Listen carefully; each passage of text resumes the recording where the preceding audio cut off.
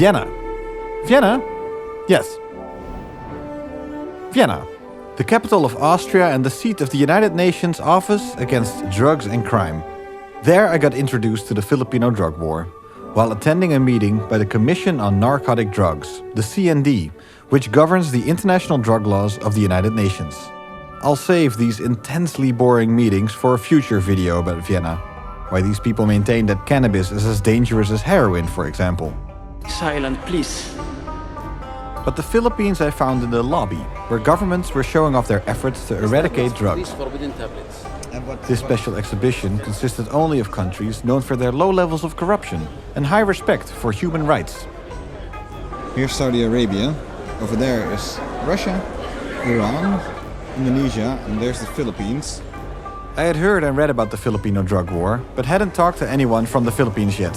So this was my chance. The Philippines has a lot of entry points for the methamphetamine. So that's the problem with the syndicates. It's a big business. I see over there drug-free communities by 2022. Yes, that is our vision. We hope to achieve drug-free communities by 2022 through the implementation of aggressive supply reduction efforts coupled with drug demand reduction strategies. And we also want to ensure that these strategies respect the rule of law and also human rights. Hitler massacred 3 million Jews. Now, there's a 3 million drug addicts. There are. I'd be happy to slaughter them. This is called the Philippine Anti-Illegal Drug Strategy, or PADS for short. PADS is a comprehensive, balanced, and holistic approach. If Germany had Hitler, the Philippines would have, but, my victims. It is basically composed of two major strategies, the drug demand and drug supply reduction. But we also take note of cross-cutting concerns like alternative development, civic awareness and response, and regional and international cooperation. So, These are the magazines for the youth, different age groups, for children in school. You know what this story is about? Yeah, that just don't get into drugs. The children are taught now how to say no. What happens if they do? What if you do become a drug dealer? Actually, we have laws for the children. So they will be taught, the parents will be called, there will be like a seminar. Yeah. You know that your children have gone into this, but they have to be back to the parents because they're children. Yeah.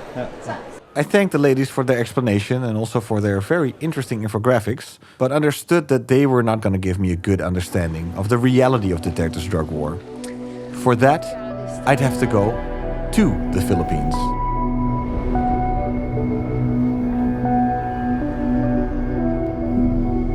My campaign against drug will not stop until the last pusher and the last drug lord are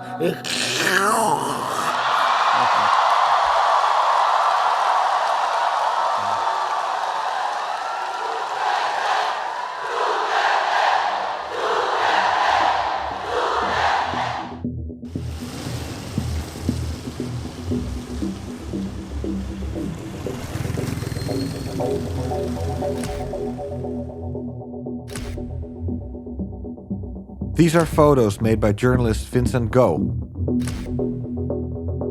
I met him together with photojournalist brother Jun Santiago while they were on a night watch next to a morgue, waiting for news of a killing that might have happened in Manila. They saw many of the dead of the drug war with their own eyes.